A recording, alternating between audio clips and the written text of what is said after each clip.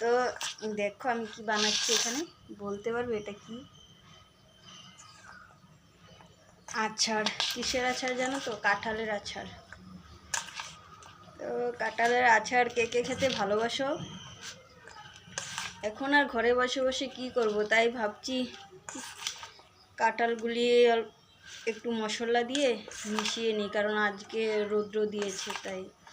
তো এখানে কি কি দিয়েছি? মরিচের গুঁড়ো, ধনিয়ার গুঁড়ো, আর শস্যটার গুঁড়া, মানে মেন শস্য যেটা আমরা তেল খাই, কালো শস্যর গুঁড়োটা আমাদের এখানে আছে তেল পেড়ায়, তো ওখান থেকে আনা হয়েছিল, তার গুঁড়োটা দিয়েছি। বলে তেল লবণ দিয়ে মিক্স করে নিলাম, এখন বয়মে ভরিয়ে রেখে দেব। আরও আচার বানিয়েছি আমি, আগে আচার বানাইনি, কমই বানিয়েছি আগে, কারণ কাজ করছিলাম তার জন্য সময় পাচ্ছিলাম না, বানাচ্ছিও না। এখন তো আর ঘরে বসে বসে কি করব, তার জন্য আচারই বানাই। তো আচার বানাই, আরও আচার বানাচ্ছি, তোমরা যদি দেখতে চাও অবশ্যই কমেন্টে জানিও।